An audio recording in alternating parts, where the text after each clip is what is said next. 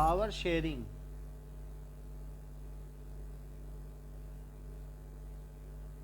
कुछ इसके पॉइंट जानेंगे, फिर इसके बाद हम इसके एमसीक्यू करेंगे. So the sharing of power among legislature, executive and judiciary. The sharing of power among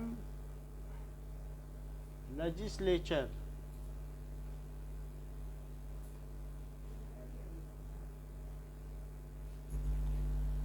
executive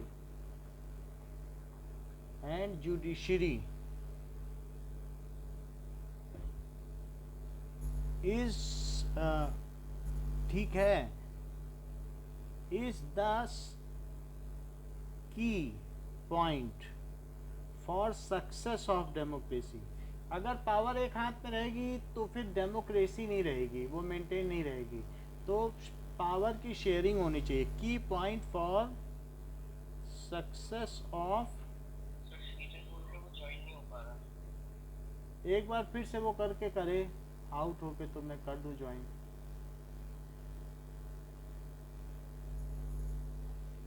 So it is the key point for success of democracy. Okay, उसको मैसेज दे दो कि फिर से. ओके, तो की point for success of democracy, यानी सभी में जो 3 स्तंभ हैं, there are 3 pillars of democracy. तो इनमें पावर का वितरण होना चाहिए. कौन कौन से? लेजिस्लेचर और एग्जीक्यूटिव और जुडिशरी. तो कोई भी अगर एक ये शेड खड़ी हुई है तो इसमें 3 पिलर चाहिए. 3 पिलर पर अगर ये खड़ी रहेगी तो ये खड़ी रह सकती है. एक भी पिलर गिर जाएगा तो ये शेड गिर जाएगी. तो इस तरीके से 3 पिलर्स हैं. एक जुडिशरी है, एक डेमोक्रेसी है, एक लेजिस्लेचर है. नाउ बेल्जियम में देखें क्या हुआ और श्रीलंका में क्या हुआ.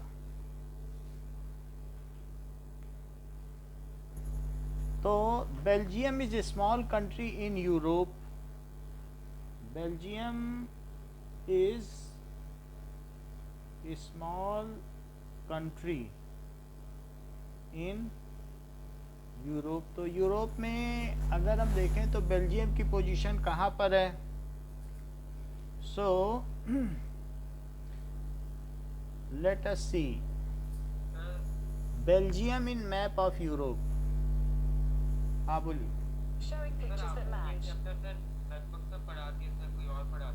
एक मिनट. सो इसमें ये जो चीज़ है ये फ्रांस के ऊपर है. बेल्जियम कहाँ पर है? फ्रांस के ऊपर है, ठीक है. और उसके ठीक ऊपर क्या है? नीदरलैंड. तो अगर हम इसकी पोजीशन देखें यूरोप में, तो यूरोप में ये कहाँ पर पता चलता है? This is in Europe. यहाँ इतना छोटा सा कंट्री है. ओके, तो ये है बेल्जियम. तो बेल्जियम हम इसकी समरी थोड़ी सी बताकर क्या है कि कमिश्मरेट करके फिर हटते हैं. नाउ ये तो आपको पता चल गया कि जो यूरोप है उसमें ये बहुत छोटा सा कंट्री है. ये यानी इस तरीके से यहाँ पर देखोगे तो ये है.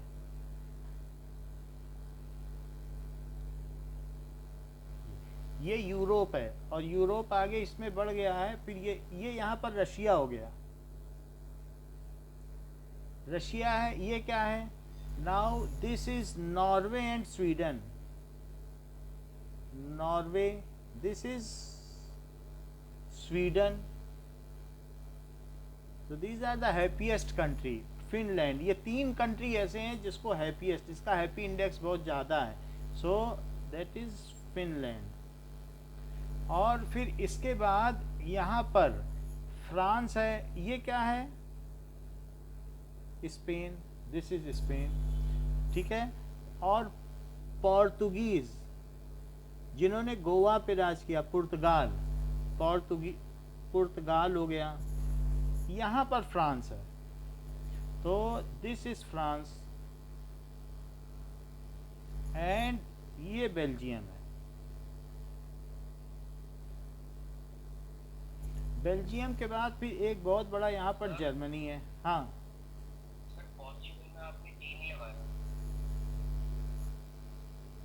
पुर्तगाल ना, पोर्तुगीज यही है। सो अब इसके बाद यहाँ पे क्या है बेल्जियम के इधर पर, दिस इज यूनाइटेड किंगडम। ये इसके इधर पर ये जो यहाँ पर आप देख रहे हैं ये बेल्जियम है, और बेल्जियम के इधर पर क्या है, यूनाइटेड किंगडम।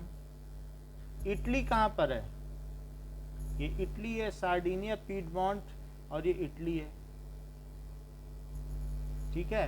बाकी बेलारूस है, यूक्रेन है, रशिया के जो 17 फ्रेगमेंट्स हुए थे यूएसएसआर के, वो सब यहीं पर हैं जिनके बीच में युद्ध होता रहता है।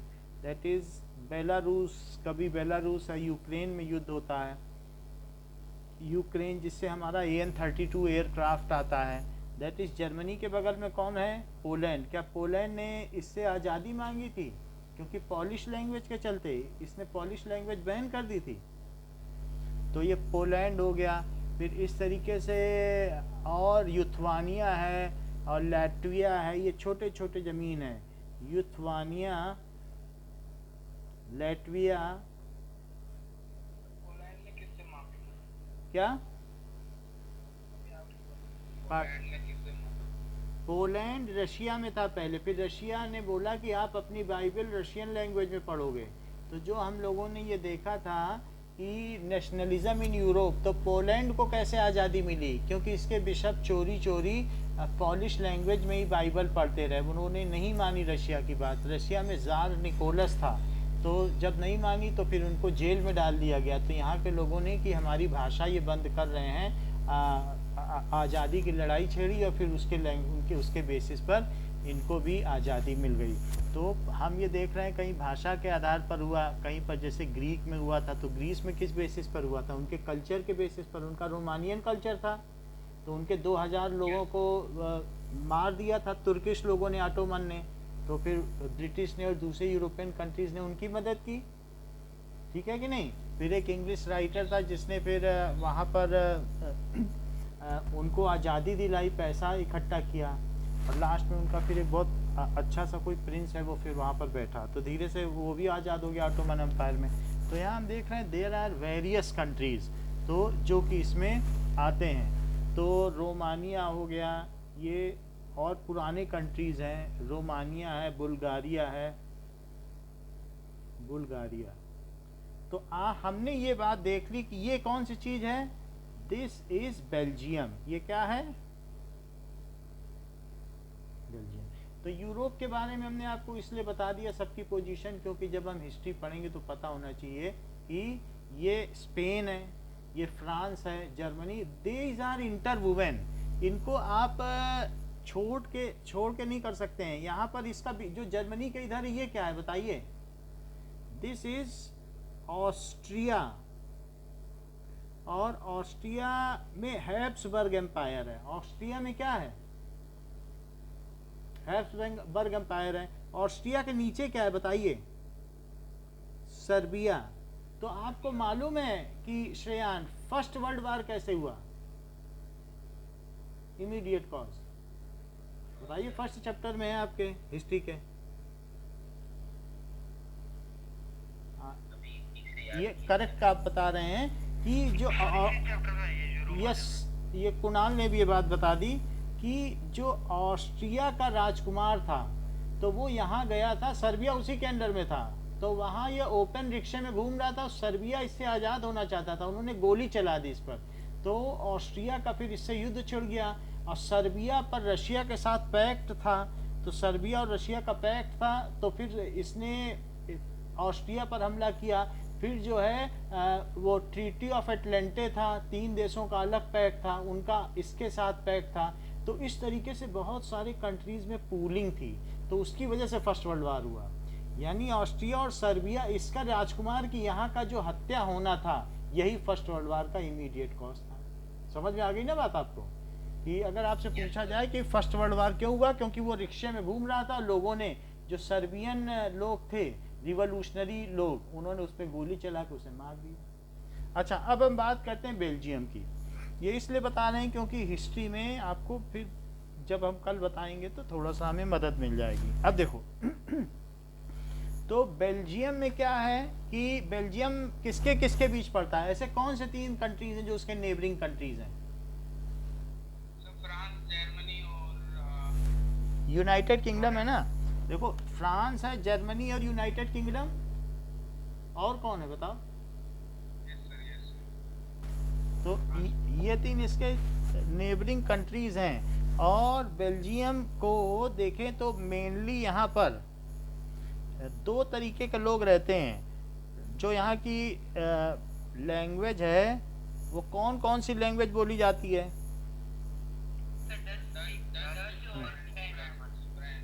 यस, डच और फ्रेंच बोली जाती है।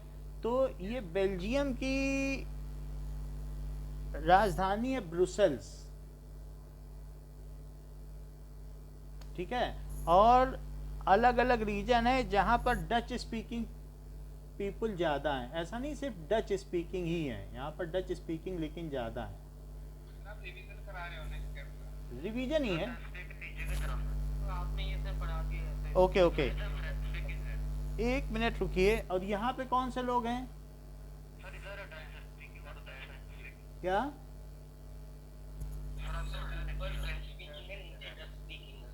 हाँ, तो ये फ्रेंच स्पीकिंग है। तो अब इसके बाद कुछ ऐसे भी हैं जो यहाँ जर्मन स्पीकिंग है। German speaking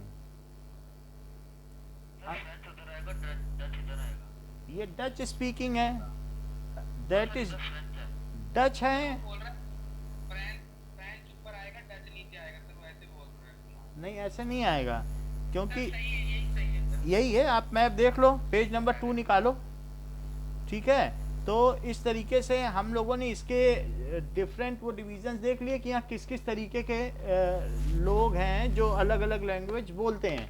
so we have सब डिवाइडेड। इसमें आपका ज़्यादा टाइम नहीं लगेगा, हम थोड़े टाइम में ही करा देंगे, बट जस्ट कुछ ऐसे डिटेल्स हैं जो मुझे बताने हैं जो MCQ में आते हैं। सो ये देखो, तो ये अलग अलग स्पीकिंग लोग हैं, डच स्पीकिंग, फ्रेंच स्पीकिंग। और ये कुछ ऐसे हैं जो यहाँ के लोग कौन से हैं? क्या जर्मन स्पीकिंग है? जर्मन स्पीकिंग है, ओके। तो अब देखिए कि it is small country in Europe like Haryana. जैसे इंडिया में हरियाणा सिर्फ इतना ही है।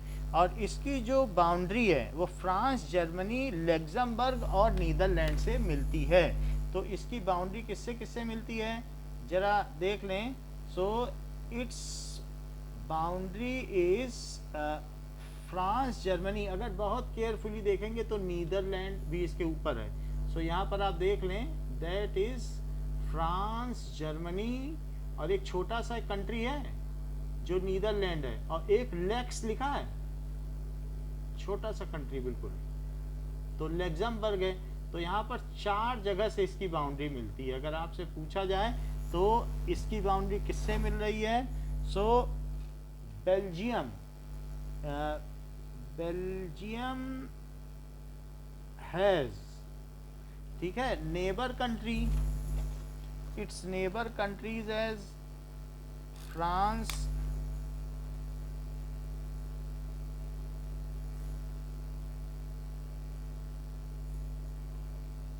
फ्रांस, जर्मनी, और तीसरी चीज क्या है? That is nether France, Germany, Luxembourg and Netherland, burg and Netherland, ये सारे हैं। अब जो कंट्री की टोटल पॉपुलेशन है उसमें 59% कैसे हैं जो कि, हाँ, सो अगर हम टोटल पॉपुलेशन में देखेंगे तो 59% डच हैं, हाँ। और लग्जमबर्ग लिखिए, BU कर दो ना इसको, लग्जमबर्ग ना। सो इट इज, हाँ तो ई कर दो, 59% इसमें डच हैं, और जबकि बाकी कैसे हैं, 40% कैसे हैं जो फ्रेंच हैं, और 1% में इधर उधर के लोग हैं, जर्मन स्पीकिंग होंगे, 1% जर्मन है। ये कंट्री है, कंट्री की स्थिति है।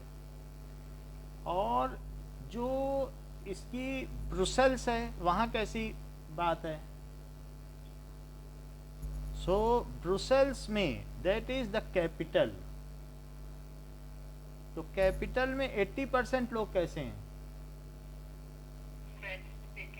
80% हैं फ्रेंच, और बाकी जो बच गया 20% कैसे हैं,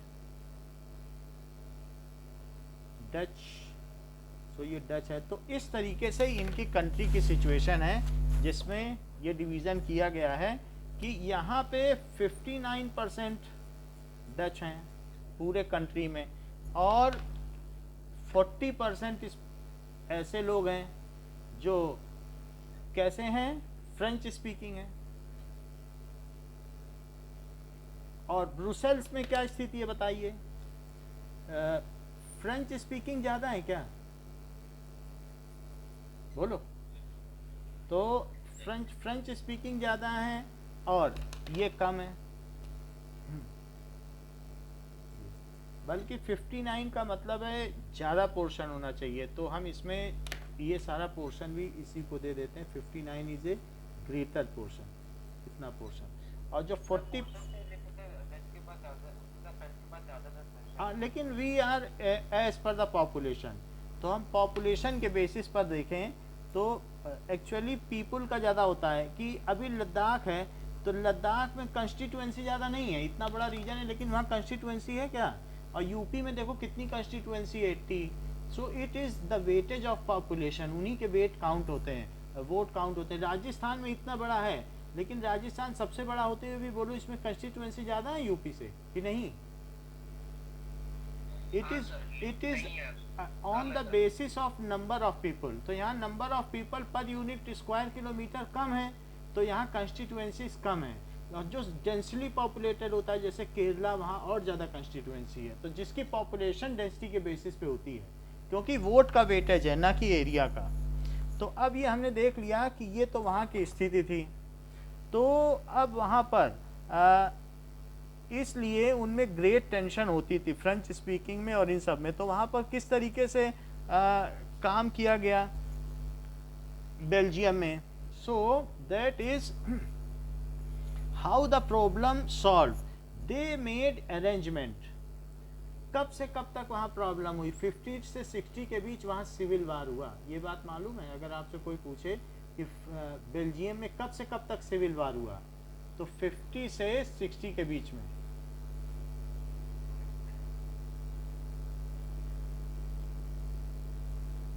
करते हो फालतू में, कोई काम तो है नहीं। नाउ मैंने क्वेश्चन मार्क तभी तो डाला, पूछा तो। हाँ ओके ओके ठीक है। तो नाउ हियर यू सी कि दे वहां पर सिविल वार कब से कब तक हुआ, that is civil war is from 1950 to 60। ये बड़ी बात है, 1960 के बीच सिविल वार हुआ। सो दे मेड एन अरेंजमेंट, क्या अरेंजमेंट बनाया कि द स्पेशल लॉ बनाए गए कि the number of Dutch and French speaking minister shall be equal in central government. ये बात आप याद रखिएगा, ये अब ये सब MCQ हैं।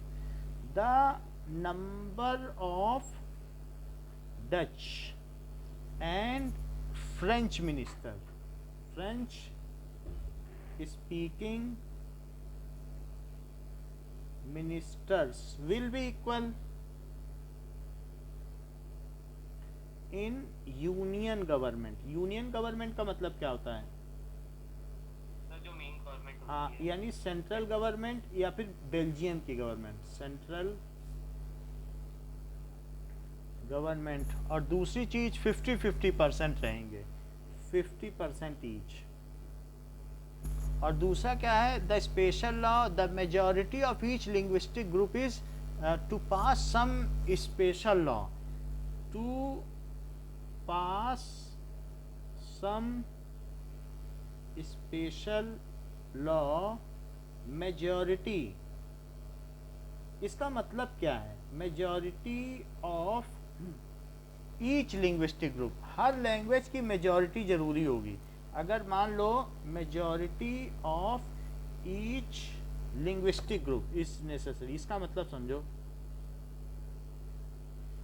ग्रुप इज, एक क्वेश्चन से पूछा जाता था या सिर्फ कुछ यानी ये जो 50% है इसकी भी मेजॉरिटी चाहिए, तो ये जो 50% है और इन ये भी 50% है, दोनों की सेपरेट मेजॉरिटी से स्पेशल लॉ होगा। ठीक है, 2 majorities are needed. Sir Belgium में जर्मनी के मिनिस्टर नहीं होते, जर्मनी का कोई मिनिस्टर नहीं कर सकता। जर्मनी का कहीं कुछ नहीं था, जर्मन स्पीकिंग का कुछ नहीं था। ठीक है, जर्मनी तो वैसे ही बदनाम हो गया था हिटलर की वजह से 45 के बाद, तो इसलिए उसका कोई पूछ नहीं थी। तो ठीक है, यहाँ तक था। तो पास द स्पेशल लॉ, दोनों की मेजॉरिटी ली जाएगी, ये बड़ी बात थी अगर ऐसा क्वेश्चन आएगा। फिर the state government are not subordinate to central government, वो इंडिपेंडेंट गवर्नमेंट थी, तो इट इज होल्डिंग ऑन वाला नहीं था यहाँ पर रिपब्लिक, दैट इज जो यहाँ पर कैसा था कि स्टेट गवर्नमेंट को पूरी पावर है, स्टेट गवर्नमेंट सबऑर्डिनेट नहीं थे, यूनिटरी टाइप गवर्नमेंट नहीं थी, was not subordinate to union government।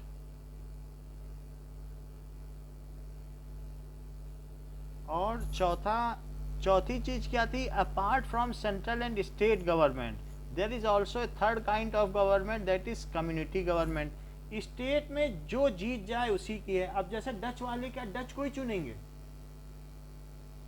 तो ये 2 स्टेट बनेंगी, ये 2 स्टेट हैं, तो ये डच वाले डच को चुने और वो इंडिपेंडेंटली चुना, फ्रेंच वाले फ्रेंच को चुने, लेकिन सेंटर में दोनों के मिनिस्टर बैठेंगे 50-50। बोलो है बात सही? सर हाँ सर, अगर फ्रेंच वालों ने भी मतलब गलती, मतलब कैसे भी डच वालों को कर दिया, और अगर डच वालों की ज्यादा मेजॉरिटी, तो वो भी फ्रेंच वाले स्टेट के ऊपर चलाएंगे। देखो, अगर जो फ्रेंच वाले हैं ये एक स्टेट बना दी गई, अब इसमें एक स्टेट बन गई, अब इनकी 80% जिसको मर्जी उसको चुने। अब सारे वहाँ पर लोग थे, उन्होंने ओबामा को चुना, अच्छा आदमी था तो चुन लिया, लैंग्वेज को छोड़ दिया। अमेरिका में चुना था कि नहीं अश्वेत को, ब्लैक को? तो ऐसा कोई निश्चित नहीं है, लेकिन जो पीपल, अगर डेमोक्रेसी से कोई इलेक्टेड है तो पीपल हैप्पी होते हैं कि उन्होंने अपनी मर्जी का चुना है। फिर तो वो जो करेगा वो ठीक ही लगता है। मोदी गलत भी करेंगे, अब लोगों ने चुना तो सोचते हैं चलो ठीक ही है, बहुत टॉलरेट कर लेते हैं बहुत हद तक। तो जिसको भी चुनेंगे, यहाँ डच गवर्नमेंट होगी, यहाँ पर एक तरीके की फ्रेंच होगी, यहाँ फ्रेंच पीपल अपने मर्जी से चुनेंगे ना, तो आपने चुना है, आपकी सरकार है। अब ममता बनर्जी चुन ली गई है, वो वहाँ मारे काटें या कुछ भी करें, लोग कहेंगे हमने ही चुना है, तो वो टॉलरेट करेंगे कि नहीं? तो इस तरीके से state government is not subordinate. और नेक्स्ट क्या है? सेंट्रल एंड स्टेट गवर्नमेंट के अलावा एक थर्ड गवर्नमेंट भी बना दी, कम्युनिटी गवर्नमेंट, जो पूरे देश में जहाँ जहाँ डच रहते हैं उनकी समस्याएं देखेगी। एक नई चीज बनाई, ये कहीं दिखने को नहीं मिलती है। Apart from central and state government, ठीक है, there is also a third kind of government,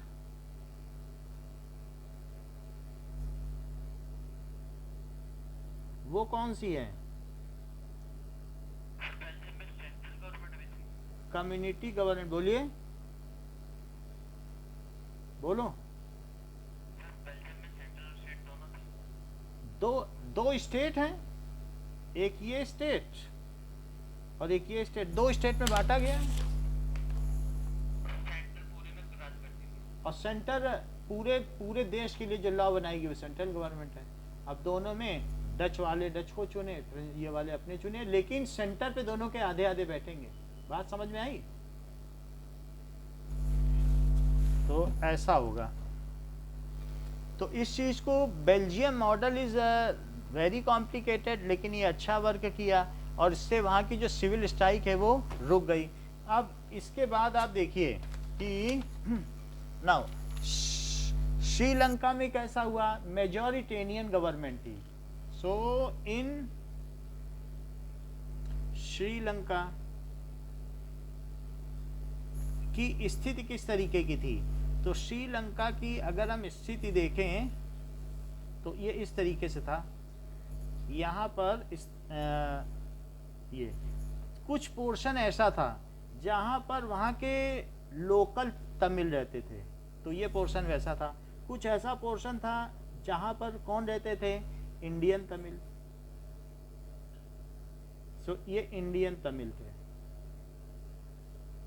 और ये कौन से थे, वहाँ के नेटिव इंडिजीनियस तमिल या श्रीलंकन तमिल।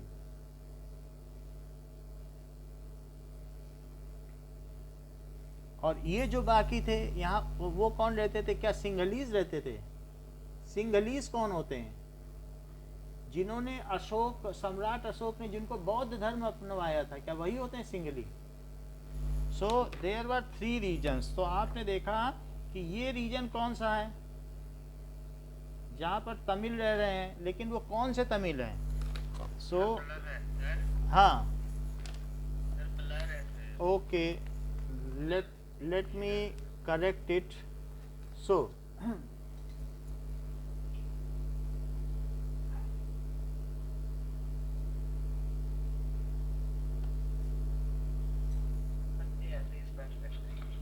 नहीं होगा तो बताना, फिर फोन चेंज करेंगे। अगर नहीं होगा ठीक, इस बार तो फोन चेंज करेंगे। अच्छा अभी देखो ये है, तो ये कौन से हैं, सो दीज आर इंडियन। और जो बाकी सिंगली कहाँ पर हैं, ये सिंगली, तो सबसे ज्यादा कौन से लोग हैं वहां पे, सिंगलीज। तो श्रीलंका में, अब श्रीलंका का स्टेटस देखो। सो श्रीलंका में 74% कौन है, 74% सिंघलीज हैं और बाकी 18% क्या है, तमिल है। मतलब इस तरीके से हैं।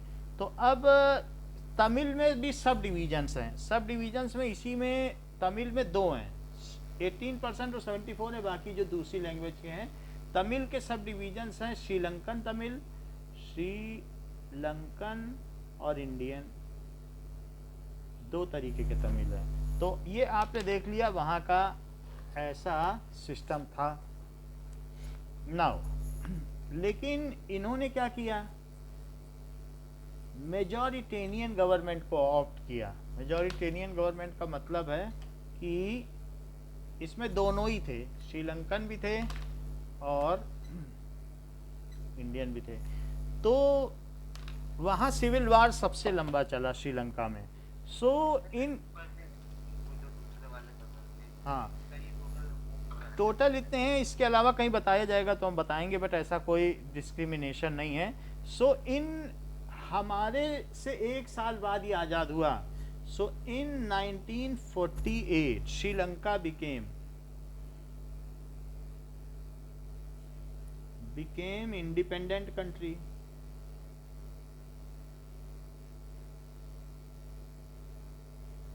और इसके बाद जब इंडिपेंडेंट हो गया, सो इस तरीके से the act declared Sinhali as the official language. So in 1956 Sinhali, हमारे यहाँ बहुत सारी ऑफिशियल लैंग्वेज है, मतलब सिंगली जो सिंगला है वो डिक्लेयर्ड, अभी बता रहा हूँ, declared as official language. Sinhali जो बोलते थे वो सिंगला लैंग्वेज है, declared as official language. Tamil को ऑफिशियल लैंग्वेज नहीं माना गया। just let me see.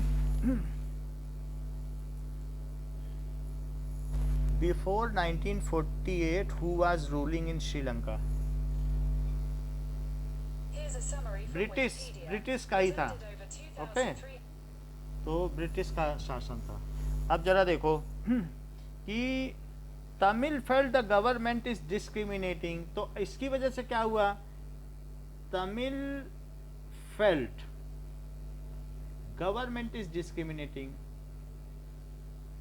Is discriminating. सारे जो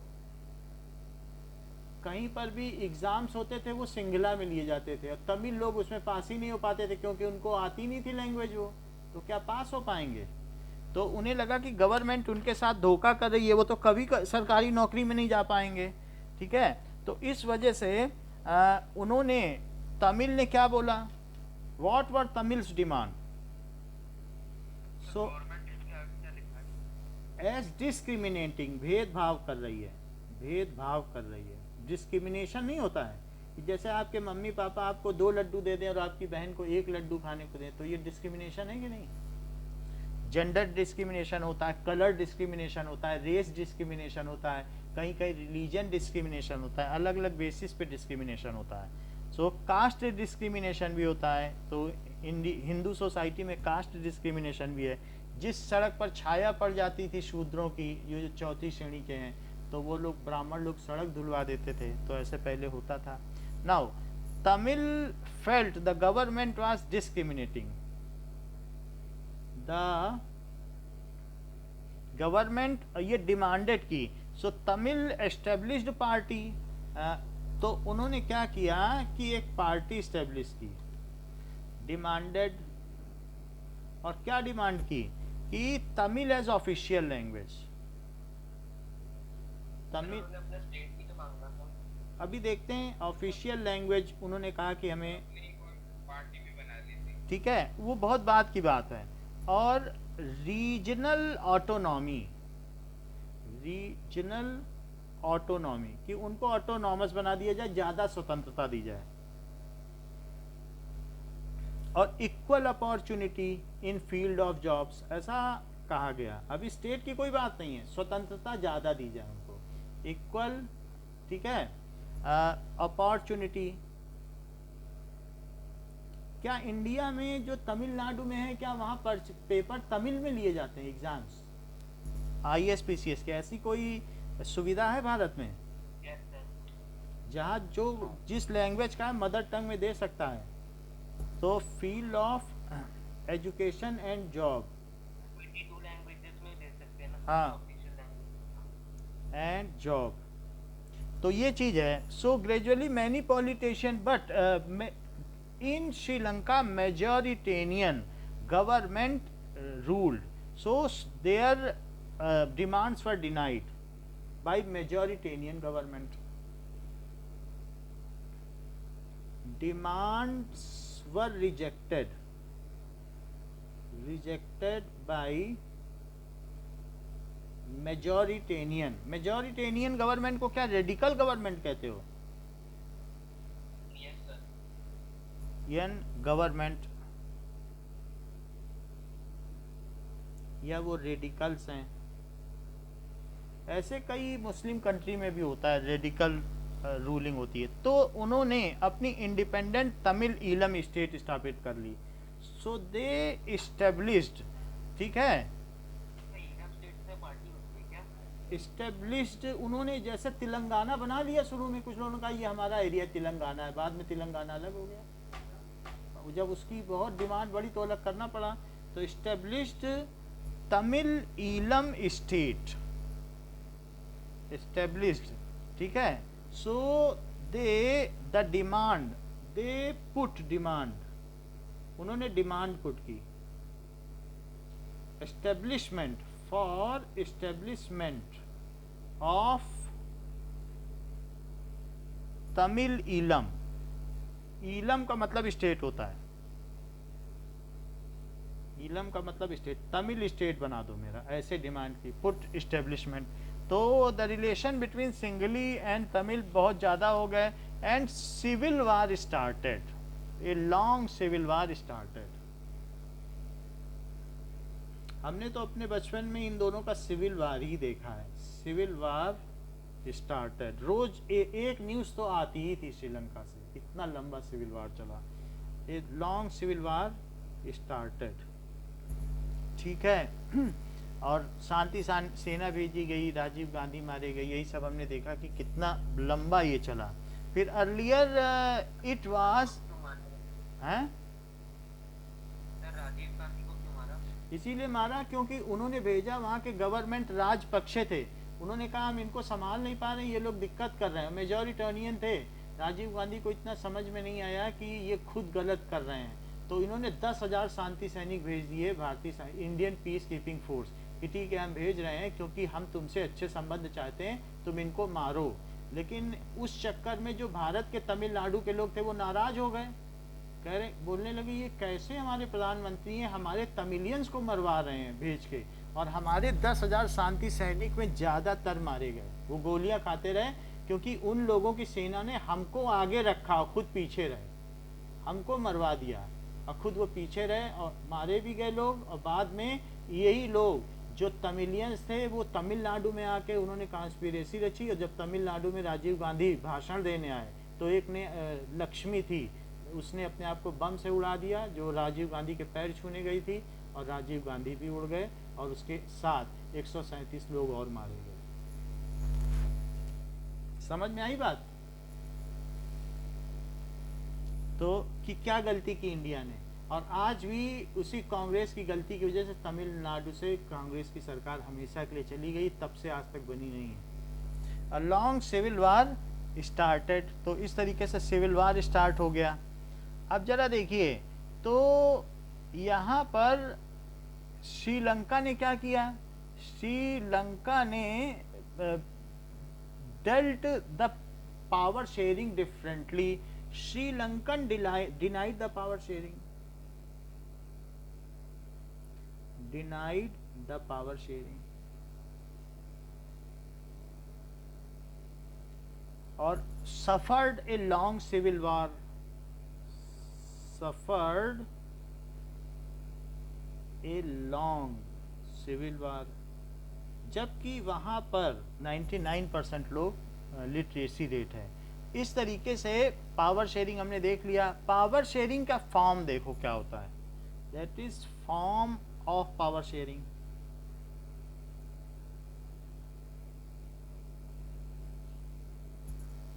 क्या हो सकती है कि earlier it was thought that power sharing it stops और delays the decision making process. जितना तुम ज्यादा लोगों में पावर बांटोगे तो डिसीजन लेने में दिक्कत होगी. But now later on it was felt that it is essential to do power sharing. पहले कैसा था, सिंगल आदमी राज करता था कि नहीं, राजा के हाथ में पावर होती थी. लेकिन बाद में ये क्या माना जाने लगा कि जैसे जैसे डेमोक्रेसी डेवलप हुई तो लोगों ने कहा पावर शेयरिंग तो एसेंशियल है. लोगों को अगर आप अधिकार नहीं दोगे, पावर शेयरिंग नहीं करोगे तो मोनार्की नहीं चलेगी. तो पहले ये माना जाता था, बट डिले होता है लेकिन लोग सेटिस्फाइड रहते हैं. सो पावर शेयरिंग किस किस के बीच में हो सकती है? Different organs of government. Horizontal level पर भी हो सकती है, वर्टिकल लेवल पर भी. It can be at horizontal level. Horizontal level का क्या मतलब समझते हो? दैट इज हाँ, डिफरेंट ऑर्गन्स ऑफ गवर्नमेंट. कौन कौन से? दैट इज लेजिस्लेचर और जुडिशरी एंड एग्जीक्यूटिव. तो ये किस तरीके का है कि हॉरिजॉन्टल क्षैतिज वितरण है तो पावर शेयरिंग का, और दूसरा क्या है, एंड एट वर्टिकल लेवल ऊर्ध्वाधर वितरण भी होता है, वर्टिकल लेवल पर भी होती है. यानी central level, state level and इसके अलावा पंचायती राज लेवल, म्युनिसिपल लेवल. ठीक है. सो central level, state level and local government.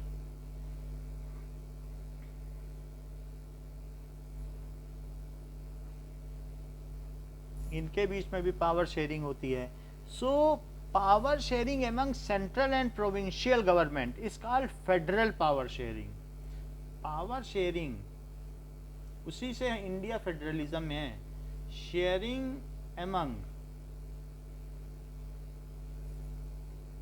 Central and state level.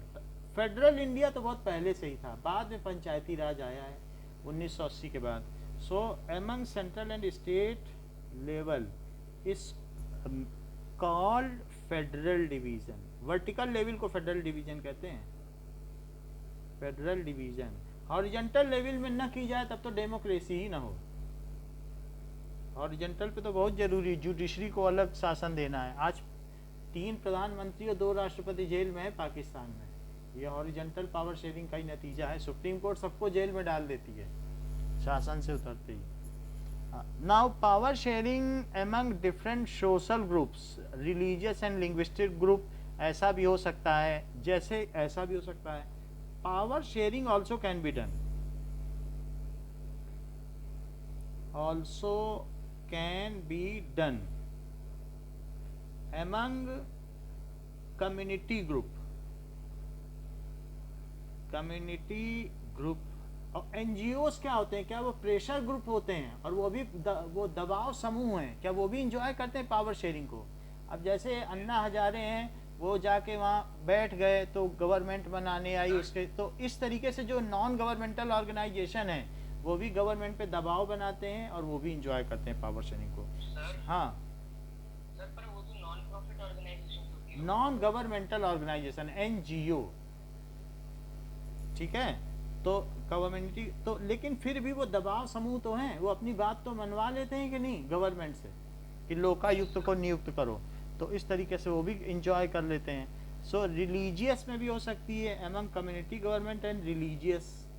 अगर ऐसा दिया जाए, कभी कभी पहले जैसे होता था क्लर्जीमैन को पावर शेयरिंग दी जाती थी मोनार्की के रूल में, और अभी भी जो खलीफा है तुर्क में, जो ऑटोमन बचा हुआ है, वहाँ पर भी रिलीजियस को बड़ी पावर है. तो ऐसे केस में रिलीजियस पावर शेयरिंग होगी. Community government and religious groups को भी दी जा सकती है. जैसे आप देखो कि पाकिस्तान में भी जो रिलीजियस ग्रुप की बड़ी बात मानी जाती है, ऐसा भी हो सकता है. डिफरेंट सोशल ग्रुप्स में भी हो सकती है. Among political parties pressure groups, फिर से देखो लिखा गया है. पावर शेयरिंग और किस में होती है? Sharing can be among political parties. अगर मान लो अलायंस बनाए साझा सरकार, तो पॉलिटिकल पार्टीज के बीच पावर शेयरिंग हो गई कि नहीं? हाँ सर. ये जैसे अलायंस एंड शो और प्रेशर ग्रुप, दबाव समूह. कौन से हैं प्रेशर ग्रुप? झंडा लेके खड़े हो गए, हाँ, झंडा लेके वहाँ खड़े हो गए पार्लियामेंट के बाहर, नॉन गवर्नमेंटल ऑर्गेनाइजेशन. महिलाओं का ग्रुप खड़ा हो गया कि ऐसा क्यों किया गया इसके साथ. So non governmental organisation. तो फिर जब देखा कि बहुत लोग आ रहे हैं, तो चुपचाप एक कमरे में ले जाके बात किया, 20 करोड़ रुपए उनको दिया, उनके अध्यक्ष को, बात सेटिल हो गई. ऐसा हो जाता है. तो पावर शेयरिंग हो गई कि नहीं? ऐसा होता है. तो अब हम देखते हैं कि कुछ डेफिनेशंस. पावर शेयरिंग तो हमने देख ली कि डिवीजन ऑफ पावर को पावर शेयरिंग नहीं. व्हेन पावर शेयरिंग क्या है? when political powers, when power is not concentrated in one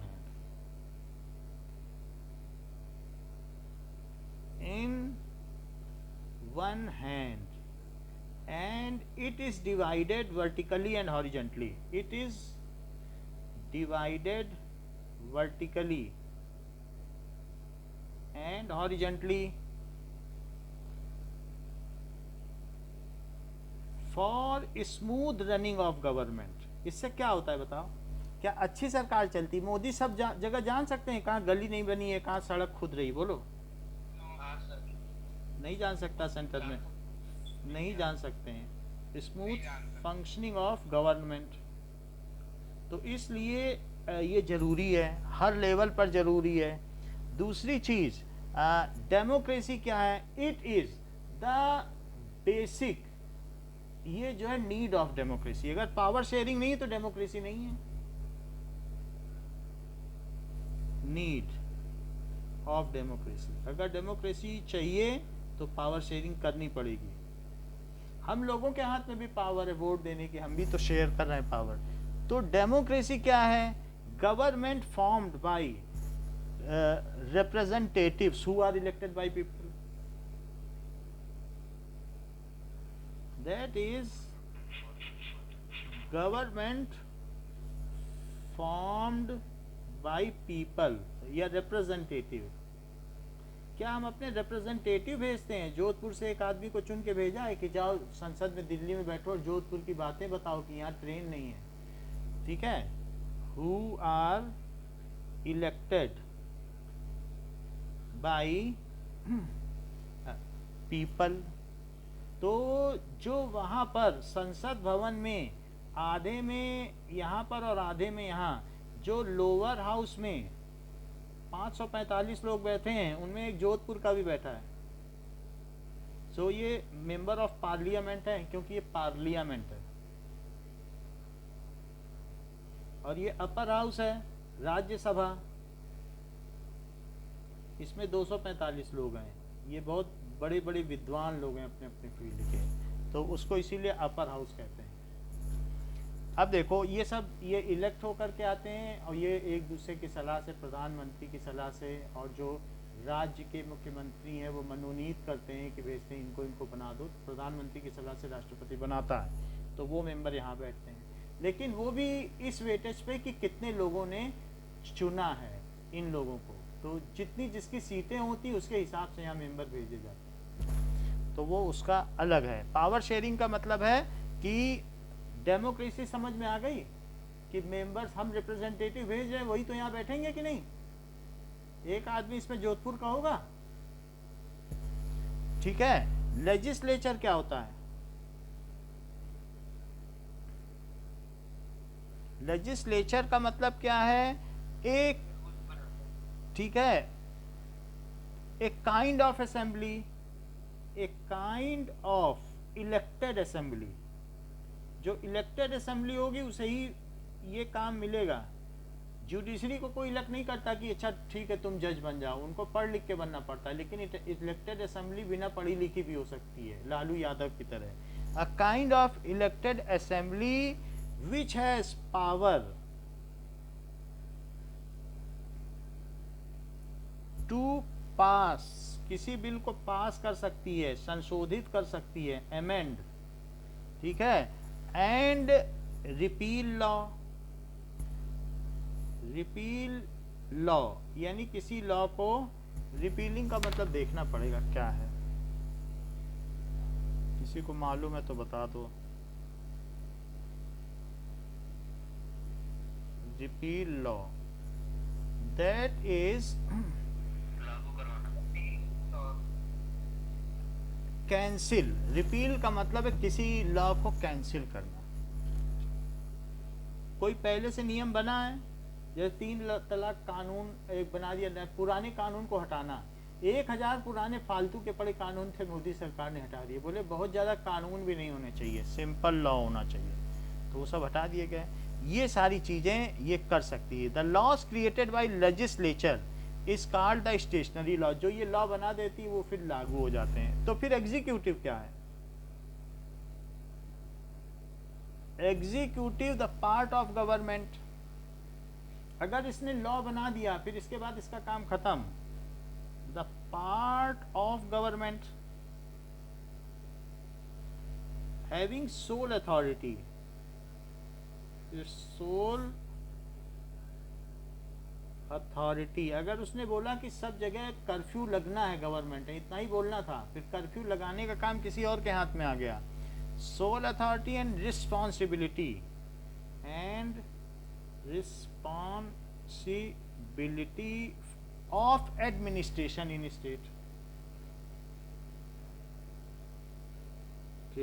अब उन नियमों के आधार पर जो स्टेट चलाता है, एडमिनिस्ट्रेशन इन स्टेट, देखा जाए तो असली ताकत इनके हाथ में, जो पुलिस है, आईपीएस है, वो कैसे चलाते हैं। तो ये भी है। So it executes the law, ये कार्यान्वयन करती है। एग्जीक्यूटिव का मतलब है, एक है लेजिस्लेटिव, विधायिका, और कार्यपालिका, अब न्यायपालिका, तो इसको कार्यपालिका कहते हैं। ये कार्यान्वयन करती है, निष्पादन करती है। और ये विधायिका है।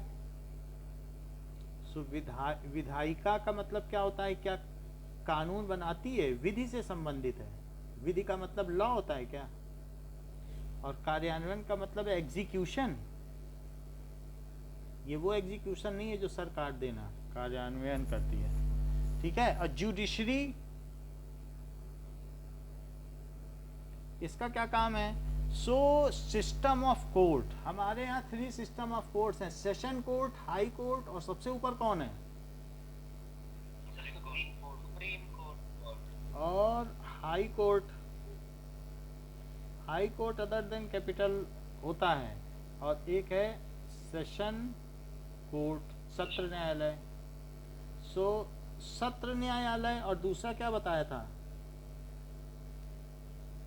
उच्च न्यायालय। और फिर क्या बताया था,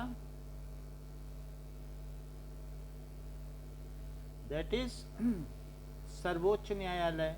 सुप्रीम कोर्ट के जो हेड को क्या कहते हैं,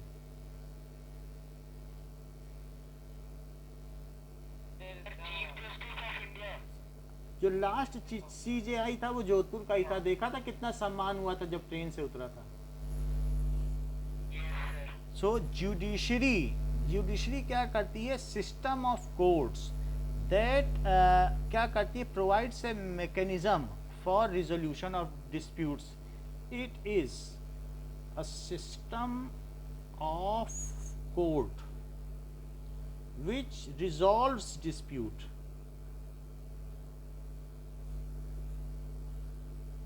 between people to people, state to state, state to center। सभी का इसको अधिकार है। People to people, people to state, people state से भी लड़ जाता है कई बार, state to state, and state to centre. इन सभी के जो भी झगड़े हैं उन सबको ये क्या करती है, वो करती है। What do you mean by ethnic group, ethnic से क्या समझते हो।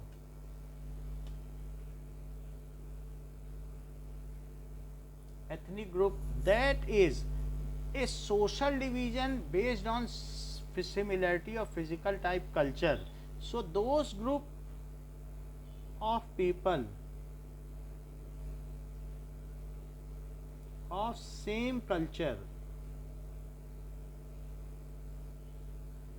ठीक है, are having called ethnic groups। तो it is also A cause of social division. इससे सोशल जो सोसाइटी डिवाइड भी होती है। कॉल अगर हारमोनी ना हो, also cause of social division. मान लीजिए अगर हम एक दूसरे के उसको एक्सेप्ट करते हैं, हमें जगन्नाथपुरी की यात्रा, रथ यात्रा देखने में खुशी होती है, हमें डाइवर्सिटी देखने में खुशी होती है, कोई नई चीज़ है, तो हम इसका मतलब है गणेश पूजा अगर महाराष्ट्र की जगह यहाँ भी होने लग जाए तो इसका मतलब है कि हम उसे एक्सेप्ट कर रहे हैं। और नहीं एक्सेप्ट करेंगे तो ये डिवीजन और डिस्प्यूट का कारण बन जाएगा। So it is also called, अगर हम भी डांडिया खेलते हैं जो नवरात्रि है गुजरातियों की तरह, तो इसका मतलब है हम एक्सेप्ट कर रहे हैं। So it is also divide society, divides society if harmony ना हो तो। और एक्सेप्ट करते हैं तो फिर अच्छा ही है। माइनॉरिटी कम्युनिटी क्या होती है,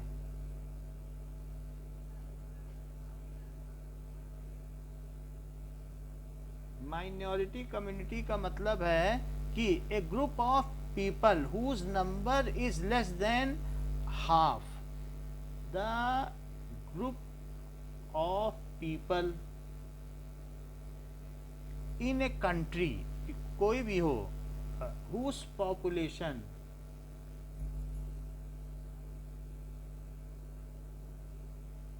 is less than 50%, उन्हें माइनॉरिटी कहेंगे।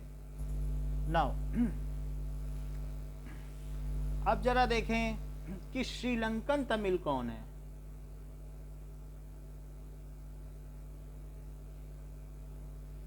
Sri Lankan Tamil, that is the native Tamils, native या इंडिजीनियस।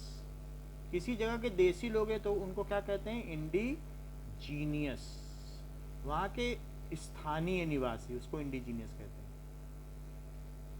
इंडिजीनियस, इंडिया से लेना देना नहीं, इसका मतलब है इंडिजीनियस तमिल। जैसे फिजी में है ऑस्ट्रेलिया के पास, तो वहाँ पर इंडिजीनियस है। वहाँ पर इंडियन फिजीज को वोट देने का ही अधिकार नहीं है, ऐसा है। सो इंडिजीनियस तमिल जो 13% है, ठीक है, of total population, who are 13% of total population.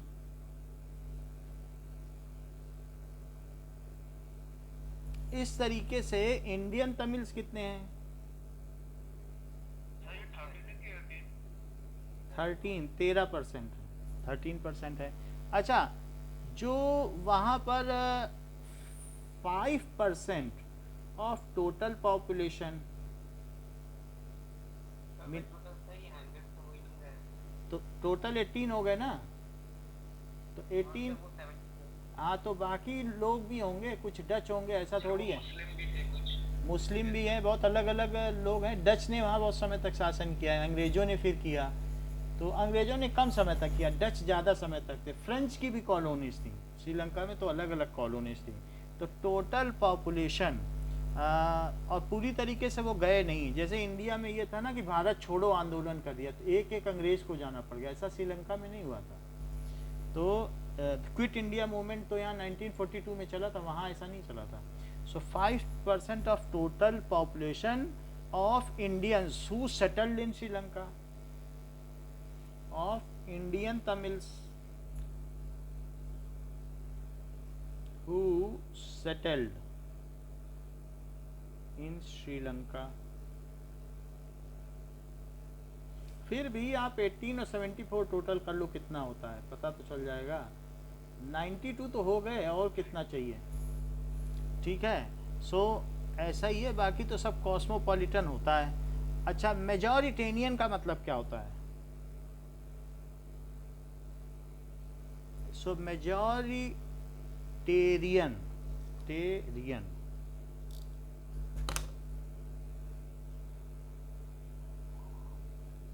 that means majority community should be able to rule over a country. Majority community, when rules over country, ठीक है, ओवरलुकिंग या नेग्लेक्टिंग, ओवरलुक कर देती है, उसको देखती नहीं है, neglecting the जो भी वेलफेयर ऑफ माइनॉरिटी कम्युनिटी।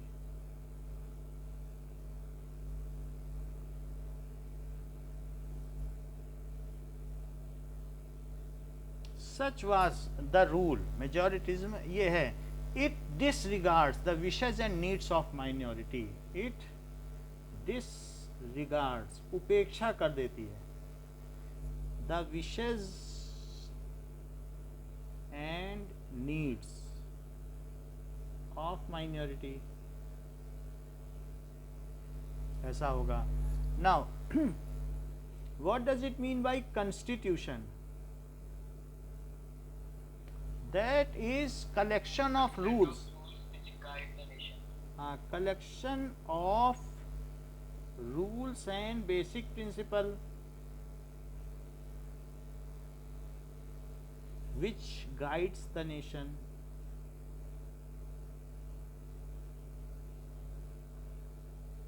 उसको कहेंगे कि कॉन्स्टिट्यूशन है। Now, what does it mean by political party? Political party क्या होती है? So political party, that is a group of person who come together, a group of person who come together to form a party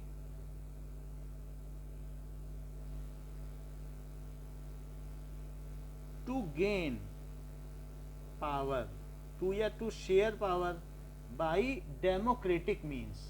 Democratic means क्या होता है? Election के द्वारा. Means they have same ideology. उनकी अपनी एक तरीके की सोच होती है. They have same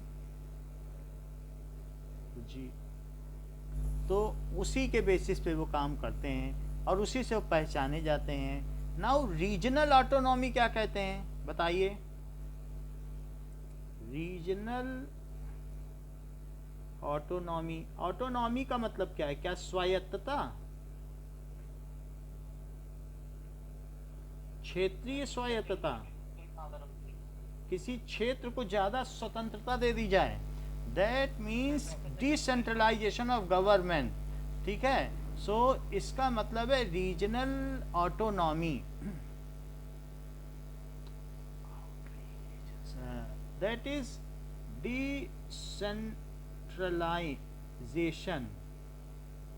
decentralisation of power. Power का ही डिसेंट्रलाइजेशन हो गया. To remote region, remote regions, जैसे कहीं कहीं पर है उन्हीं पे छोड़ दिया कि तुम खुद ही चलाओ, हम वहाँ तक पहुँच नहीं सकते हैं, तुम अपना देखते रहो. उसको क्या कहते हैं कि हमारे देश में हो, लेकिन अब चूंकि लक्षद्वीप में हम नहीं पहुँच पा रहे हैं, कार निकोबार में नहीं पहुँच पा रहे हैं. अगर ऐसा हो सके, वैसे तो हम लोग की ऐसी बात नहीं है रीजनल ऑटोनॉमी का, लेकिन कभी कभी ऐसा हो जाता है कि लोगों को देनी पड़ जाती है. तो दैट इज रिमोट रीजन को अगर हमने अपनी सत्ता का विकेंद्रीकरण कर दिया है, कि उनको पावर दे दी है, तो उसको कहते हैं रीजनल ऑटोनॉमी. सिविल वॉर क्या होता है?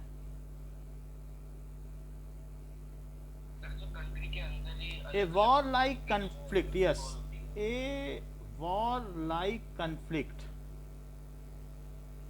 लगता है जैसे वॉरी हो between different groups of people, between different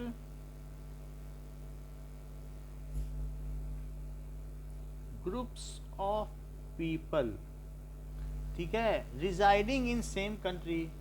Syria में बहुत लंबा सिविल वार चल रहा है, अफगानिस्तान में सालों से चल रहा है. रिजाइडिंग, लोग मार रहे हैं एक दूसरे को. इन सेम कंट्री, हाँ ठीक है. इस तरीके से रिफ्यूजी क्या है? Refugee one who fleas for shelter from his country, अपनी जगह से छोड़ के भाग जाए. वन हु फ्लीज, अपनी जगह, from own country to other country for getting shelter. Flees from own country, क्यों भाग जाता है? Due to certain reasons. Insecurity हो सकता है या और कोई चीज़ हो सकती है. मेनली इनसिक्योरिटी है, उसे लगता है कि अब यहाँ नहीं जी पाएंगे. बहुत मजबूरी में लोग भागते हैं. ठीक है, टू सम अदर कंट्री. क्यों भागता है?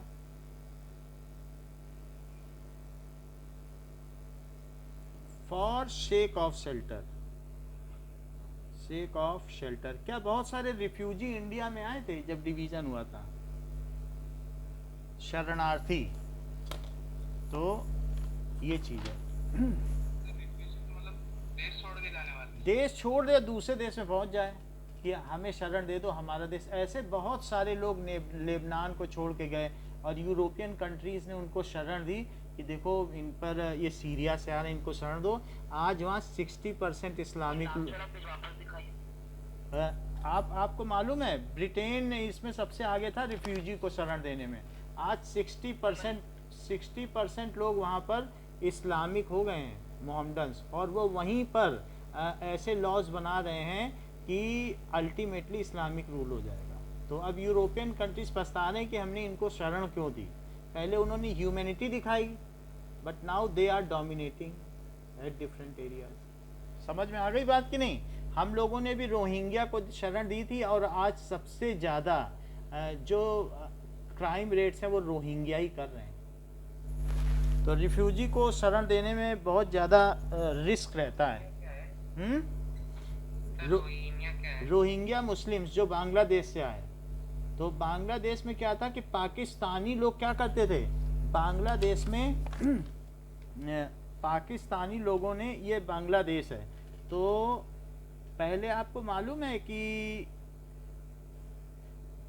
दो हिस्से थे, एक बांग्लादेश था और एक क्या था बताइए, या पाकिस्तान। इसे क्या कहते थे बांग्लादेश को?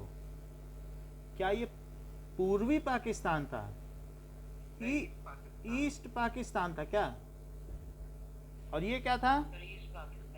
वेस्ट पाकिस्तान था। और टोटल कितनी सीटें थी? क्या 215 सीटें थी? और क्या ये लोग अपने आप को श्रेष्ठ समझते थे, सुपीरियर? लेकिन 215 सीटों में 117 सीटें यहाँ पर थी, क्योंकि यहाँ पर पॉपुलेशन डेंसिटी ज़्यादा थी। और जो बच गई वो कितनी बची? क्या 92 बची कि 98? 98 सीट्स यहाँ थी। 117 में 116 सीट कौन जीत गया? मुजीबुर रहमान क्या? बोलो। रहमान। तो रहमान जब जीत गए तो बताओ, इनको पूरे पाकिस्तान का वो बनना चाहिए कि नहीं, लीडर, पीएम? भाई 117 हो गए, हाफ से ज्यादा जीत गया, बनना चाहिए। तो सुप्रीम कोर्ट ने कह दिया ये इलीगल है, बोल दिया ये चुनाव इलीगल है। और जैसे ही उसने बोला तब यहाँ सिविल वार शुरू हो गया। ये लोग सोचने लगे कि हमारे साथ तो धोखा कर रहे हैं, हमने जिताया जिसको कि वो बने, उसको वो बनने नहीं दे रहे हैं। तो वहीं से फिर क्या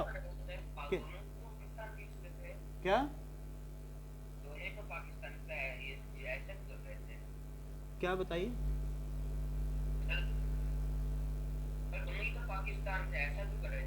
दोनों पाकिस्तान थे, लेकिन जो ईस्ट पाकिस्तान से इसका कनेक्शन दूर था, तो वहाँ पर जितना भी था, जो रिसोर्सेस थे, वो यहीं पर सारे लोग, जिन्ना भी यहीं के थे, मेन लीडर यहीं रहते थे। तो उन्होंने सोचा कि हमारा रूल इस पे होना चाहिए। एक तरीके के मेजॉरिटेरियन का था, क्योंकि ये अपने आप को श्रेष्ठ समझते थे। और जो ईस्ट पाकिस्तान के लोग हैं, क्या आपको मालूम है कि जो कलकत्ता का मुस्लिम है वो भी दुर्गा पूजा मनाता है? बोलो। हाँ, वहाँ वो लोग भी डीटी बनाते हैं, खूब लगाते हैं सिंदूर, नाचते गाते हैं, क्योंकि वो वहाँ का कल्चर है। रिलीजन उनका अपना अलग है, लेकिन कल्चर में घुले मिले हैं।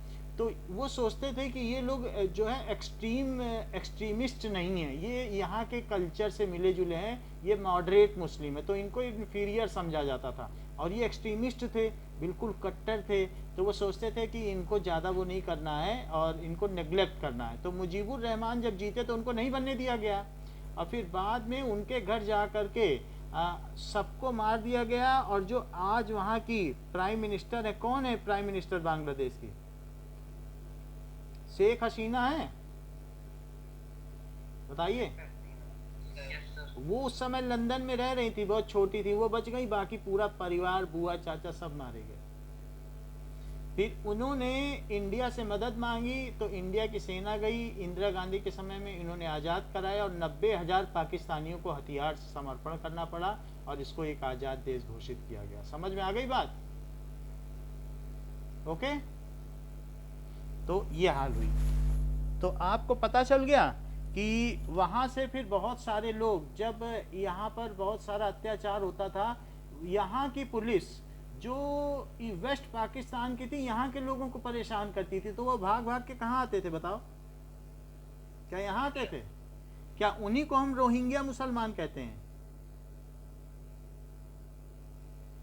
रिपू जी बोलो।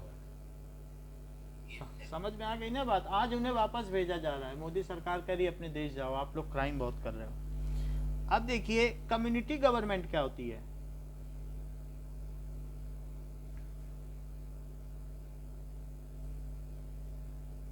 कम्युनिटी गवर्नमेंट का मतलब होता है a government which is elected by people belonging to one language community. एक ही लैंग्वेज के लोग जिसे चुने कि भाई आप हमारे लैंग्वेज की रक्षा करो, ऐसी भी गवर्नमेंट बनती है, ऐसी जो है बेल्जियम में। When government A type of government, वो उनकी संस्कृति का प्रचार प्रसार करती है और वेलफेयर देखती है और उसको भी पावर शेयरिंग में हिस्सा मिलता है। विच is elected by the people belonging to one language community, one language community। such government कहाँ पर है?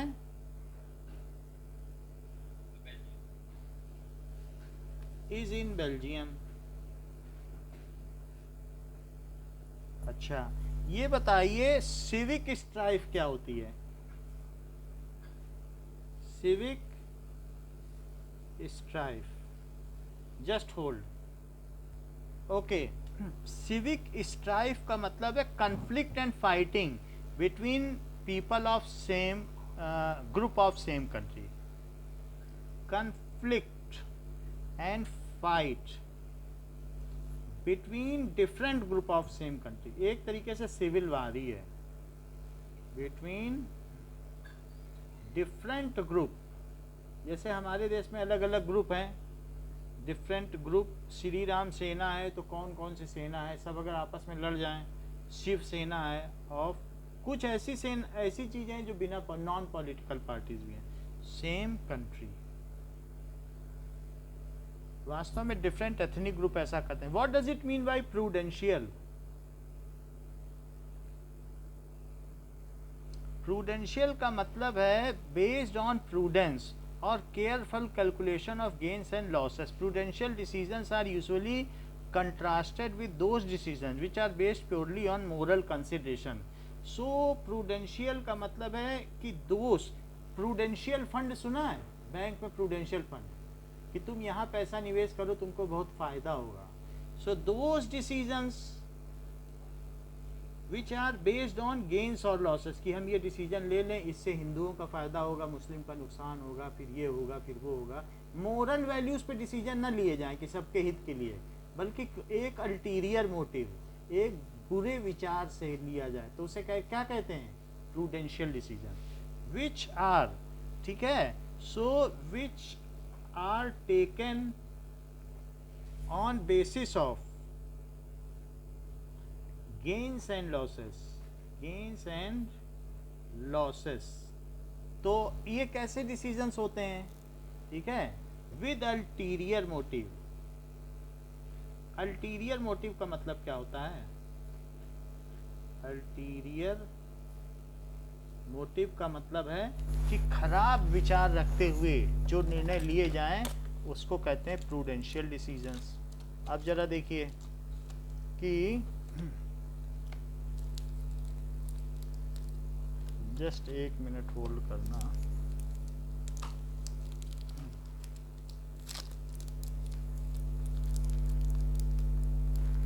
So these decisions are not based on moral consideration। ये नैतिकता के आधार पर लिए गए निर्णय नहीं होते हैं, बल्कि एक ग्रुप के हानि और लाभ के आधार पर होते हैं। Such decisions are taken by majoritarian government।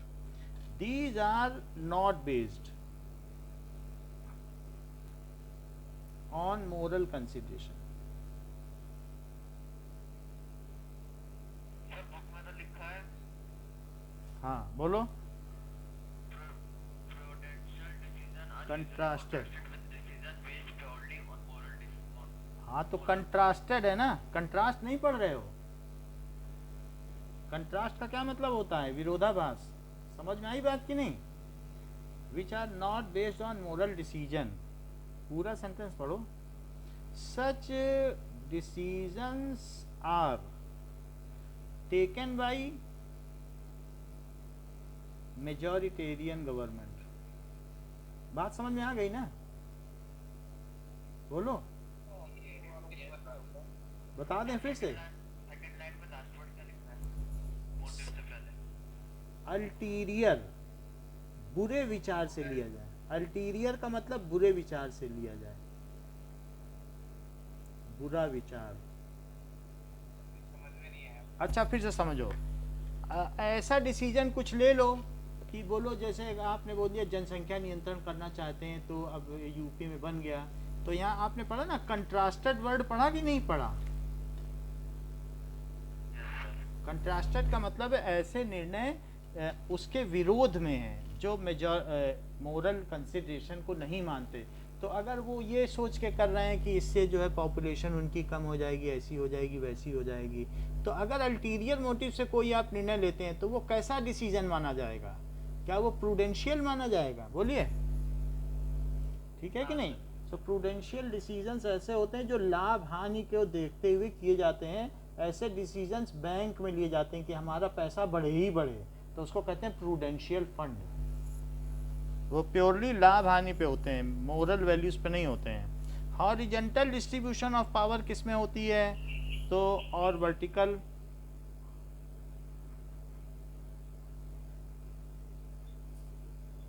Horizontal distribution of power between three organs of government.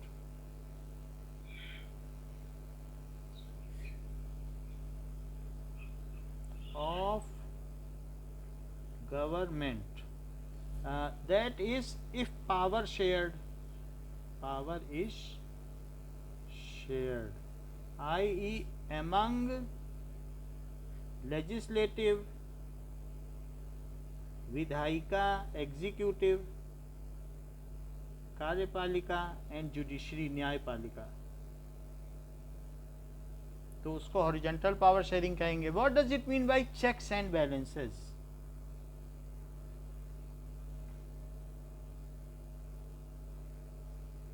Checks and balances क्या है? ओके,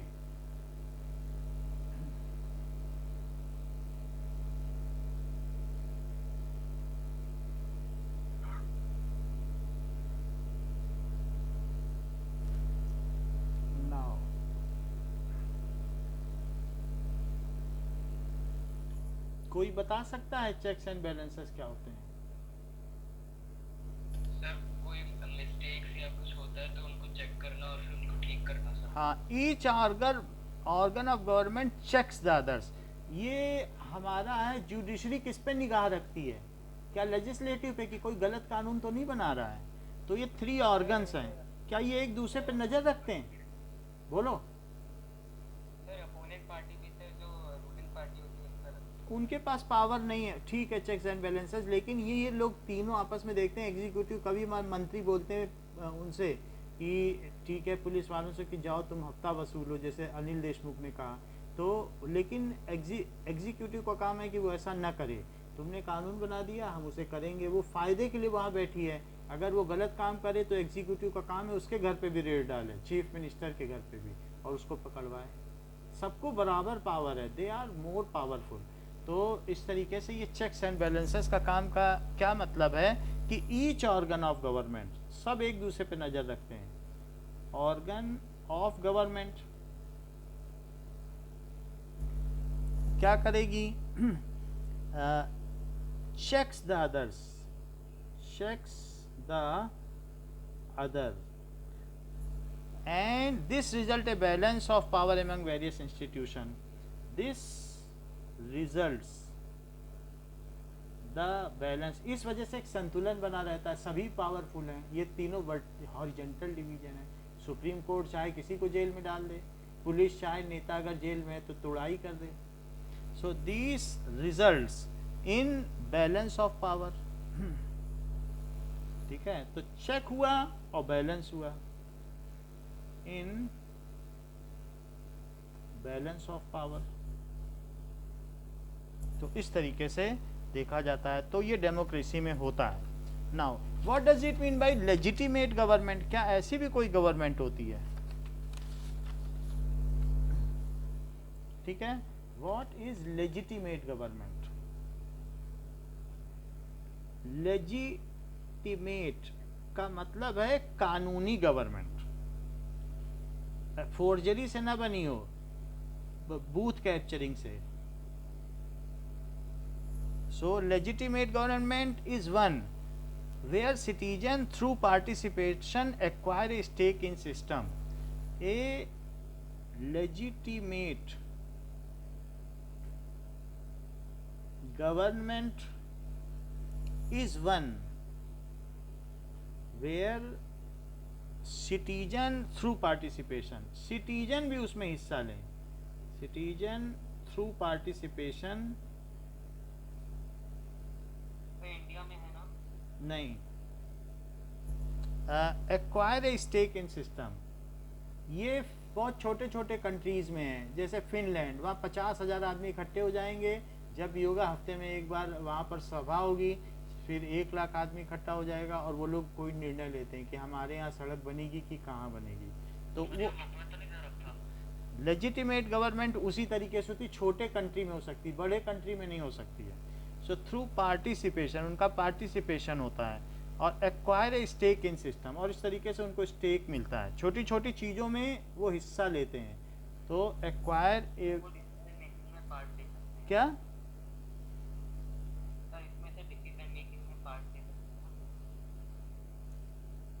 एक बार फिर बोलो।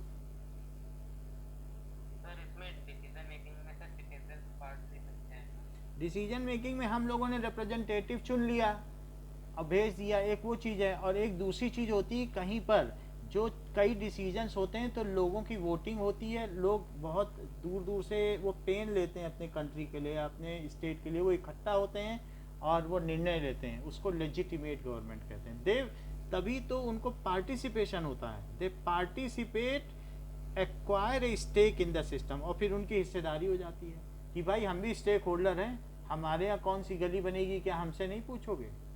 तो ये स्टेक है, वी आर स्टेक होल्डर, हमारे ऊपर क्या निर्णय लिया जा रहा है, अगर हम भी उस पर स्टेक होल्डर बन जाएं तो उसको लेजिटिमेट गवर्नमेंट कहेंगे। समझ में आ गई बात।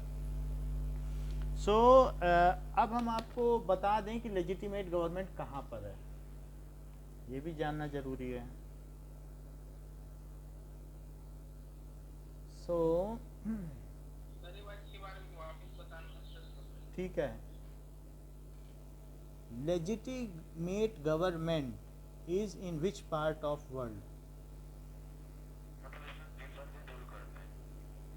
लोग वहाँ इकट्ठा होते हैं, लाखों लाखों लोग हर एक हफ्ते, और मीटिंग करते हैं, ऐसा हो, मतलब सक्रिय नागरिक हो, ये सोए नागरिक ना हो कि हमने चुन लिया 5 साल की छुट्टी, 5 साल बाद फिर, ऐसे नागरिक नहीं चाहिए किसी देश को। तो उसको क्या कहेंगे, लेजिटिमेट गवर्नमेंट बोला जाएगा। तो वो कहाँ पर है मैं बता देता हूँ आपको।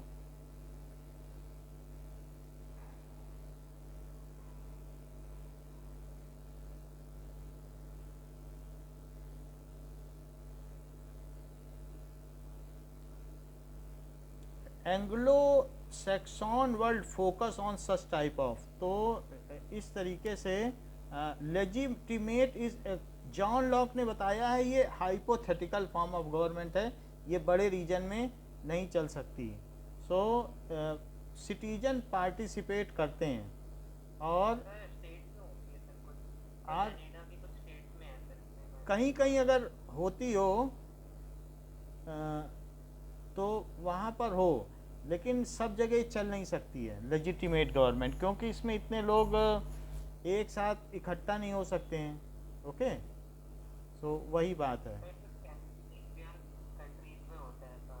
जो छोटे कंट्रीज हैं वहाँ पर होता है। अब आगे देखो, अदरवाइज हमारे यहाँ तो ये है कि डेमोक्रेसी का ही रूल है। अब आगे की चीज़ देखिए कि रिजर्व कॉन्स्टिट्यूएंसीज क्या होती हैं। सर जो किसी पर्टिकुलर कास्ट या किसी ग्रुप के लिए होती है। हाँ, तो ऐसे चुनाव क्षेत्र जो आरक्षित चुनाव क्षेत्र हैं, तो आरक्षित चुनाव क्षेत्र, कॉन्स्टिट्यूएंसी का मतलब है इलेक्टोरल एरिया जहाँ से है। सो सम ऑफ द स्टेट्स, जहाँ पर कुल हमें जहाँ तक ध्यान है 77 कॉन्स्टिट्यूएंसीज ऐसी हैं जो एससी के लिए हैं और 49 एसटी के लिए हैं टोटल इसमें। एक minute, how many reserve constituencies are in India? So मैं बता रहा हूँ, So 412 are general, 84 seats are reserved for scheduled castes and 47 seats for 412 scheduled general के tribes. लिए है और 84 हो गई हैं, 77 से बढ़ा दी गई हैं। It is for SC scheduled caste हैं, अभी बता देते हैं। शेड्यूल्ड कास्ट के लिए है और 47 है शेड्यूल्ड ट्राइब के लिए, शेड्यूल्ड ट्राइब। जैसे कि अब हम आपको बताते हैं, so constituency wise map of India. These pictures should match. अब देखो कि मैं ये आपको बताता हूँ कि जो इंडिया का मैप है ये कंस्टिट्यूएंसी वाइज कैसे है। अगर आप ध्यान से देखें तो इसमें टोटल कंस्टिट्यूएंसी कितनी हो गई, 545 कंस्टिट्यूएंसीज है। और पास से देखो, और पास से, ये सिर्फ ब्लू ही नहीं है, ब्लू के अंदर अलग अलग रीजन है, ठीक है। सो आप देखो दिल्ली में बहुत सारी कंस्टिट्यूएंसीज है, 6, क्योंकि पॉपुलेशन वाइज बनाई गई हैं। एक कंस्टिट्यूएंसी में लगभग 20 लाख लोग होते हैं। अगर आप देखो टोटल इंडिया की पॉपुलेशन को किससे डिवाइड कर दो, टोटल हमारे पास कितने हैं बताओ, 160 करोड़ लोग हैं कि नहीं? 160 करोड़ तो नहीं है सर। कितने हैं? 1.5 बिलियन। अभी तक 150 करोड़ ही हैं। हैं? जितने 150 करोड़ तक होंगे सर, 160 होता है ना। चलो 150 लिख लो। तो अब ये है तो 150, 136 करोड़ है सर। ठीक है, जितने भी होंगे अभी देख लेंगे, 10,000 लाख 10 लाख करोड़ 10 करोड़ ये है, ठीक है। सो अभी हम बता देते हैं। अब इसमें कितनी कॉन्स्टिट्यूएंसी हैं, क्या 545 हैं? तो 545 से डिवाइड करो, उतने लोग एक कॉन्स्टिट्यूएंसी में होंगे। सो देखो इसमें क्या करें, 15 20 20 20 20 20 20 20 और डिवाइडेड बाई कितने से कर दें, 545। तो एक कंस्टिट्यूएंसी में कितने लोग हैं, सैकड़ा हजार 10,000 लाख 10 लाख 27 लाख लोग हैं। सो 136 है तो 27 लाख लोग हैं। अगर आप 1 जो भी है तो और कम कर दो, 24 लाख लोग की एक कंस्टिट्यूएंसी होती है। जैसे पूरे जोधपुर में कितने लाख लोग रह रहे होंगे बताओ, 24 लाख होंगे कि नहीं? अच्छा, अब आप कहेंगे कि इसमें हमें ये दिखाइए कि रिजर्व कॉन्स्टिट्यूएंसीज कौन कौन सी हैं। सो उसका मैप देख लो कि टोटल कॉन्स्टिट्यूएंसी आपने देख ली। So reserve constituency in map of India, Here are some pictures that match. Reserve constituencies in map of India. Have a Let look us at these see. pictures. कि what are the reserve constituencies. तो total आपने देखे 545 में total कितने लोग हैं, ये जो रिजर्व कॉन्स्टिट्यूएंसीज हैं देख लो। इसमें आपको क्या दिख रहा है, यहाँ जरा देखो, एससी के लिए कितने लोग हैं और एसटी के लिए कितने हैं, ग्रीन। अगर मान लो जो ग्रीन एरिया है वहाँ ब्राह्मण खड़ा होना चाहे वहाँ से खड़ा हो सकता है? नहीं सर। ये कितना अन्याय है। अगर मान लो ब्राह्मण है तो वो कभी वो नेता ही नहीं बन पाएगा। वहाँ 70% से ज़्यादा लोग SC ST हैं, तो इसलिए वहाँ खड़ा ही नहीं हो सकता, उसे दूसरी जगह चुनाव लड़ना पड़ेगा, वहाँ से नहीं। और इसी तरीके से जो डार्क हैं वो शेड्यूल्ड कास्ट हैं, और एक बहुत होते हैं आदिवासी लोग, शेड्यूल्ड ट्राइब, जो बिल्कुल आदिवासी हैं, जंगली टाइप रहते हों, तो वो हल्के हरे हैं। तो भारत में इतनी सारी कंस्टिट्यूएंसीज हैं जिसमें SC और ST हैं। तो टोटल कितनी हो गई जरा देखें। अब तो समझ में आ गई होगी बात। हाँ सर। तो अब इसमें आप देख लें कि कितनी कंस्टिट्यूएंसी हुई टोटल। ये तो आपको मैंने बता दिया, हमारे हिसाब से ये 27 लाख आ रही है, लेकिन अब जैसे सीजन बता रहे हैं कि 136 है, वो पॉपुलेशन देख के डिवाइड कर लेना। तो person in one constituency. In one constituency. तो ये टोटल कितनी कंस्टिट्यूएंसी हो गई बताइए? 84 प्लस 47, तो क्या 131 कंस्टिट्यूएंसीज रिजर्व हैं? तो इससे माइनॉरिटी को वेट, मतलब ये इनको वेटेज मिला कि नहीं? माइनॉरिटी क्या है, बल्कि हमारे यहाँ SC/ST ज़्यादा ही हैं बाकी कास्ट से, तो उनको एक वेटेज देने के लिए रिजर्व कॉन्स्टिट्यूएंसी बनाई गई है. ओके, नाउ क्या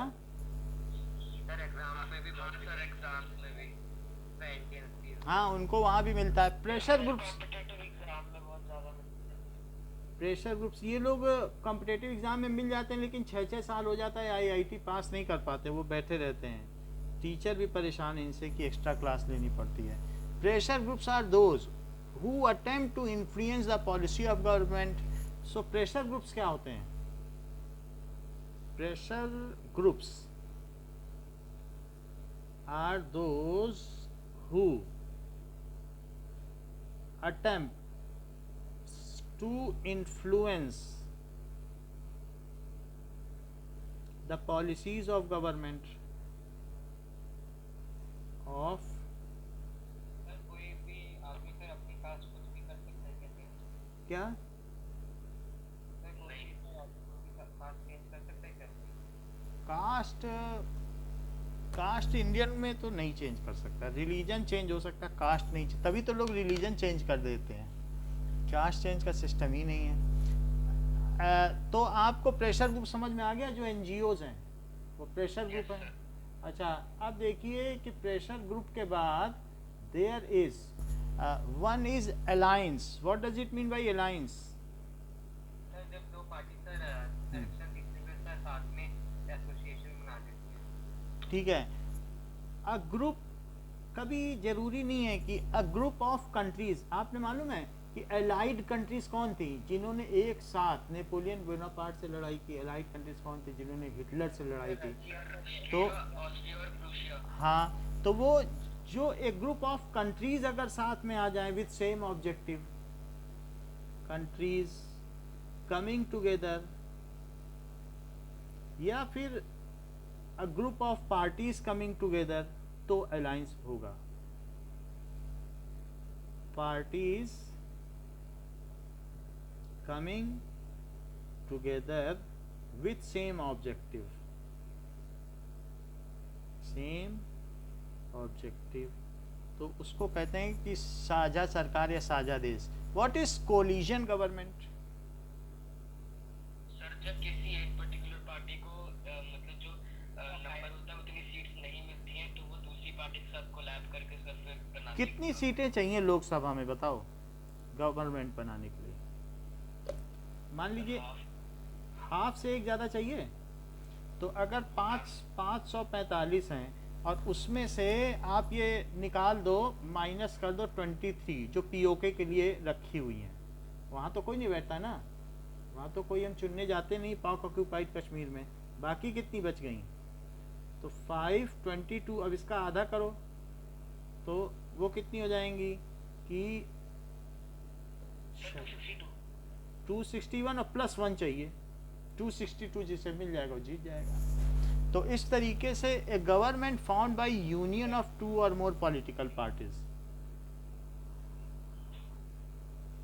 meant formed by union of 2 or more political parties, ज़्यादा लोग भी साझा सरकार बना सकते हैं. ठीक है. सो इतनी बात हो गई. What is panchayati raj? In which the basic unit of governance कौन होता है? क्या basic unit of governance is gram panchayat? बोलिए. Yes sir. पंचायती राज का मतलब the form of governance where basic unit of administration कौन है?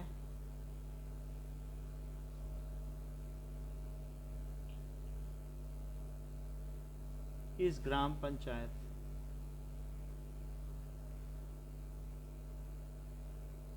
तो इस चैप्टर में हमने आपको सब कुछ समझा दिया है जो इसकी लिंग्विस्टिक मीनिंग है। अब आप इसके वो करिएगा। देखिए बहुत सारी चीज़ें हैं जिसमें क्वेश्चन में आता है ये प्रूडेंशियल गवर्नमेंट है, तो आपको पता चल जाएगा, लिखा है कि नहीं प्रूडेंशियल। अगर मीनिंग नहीं पता होगा तो अटक जाओगे कि नहीं। हाँ सर। तो इसीलिए हमने आपको बताया है कि मीनिंग पता होगा तो फिर आप चीज़ें कर पाओगे, तो वो चीज़ मालूम नहीं चल पाती कि क्या है। सो इसके बाद आप इसके जो हमने भेजे हैं आपको MCQ उसको पढ़ना एंड यू विल, तब आप उसको गाइड कर लोगे। करा दीजिएगा। क्या? कल? हाँ, कल ज्योग्राफी करा देंगे आप।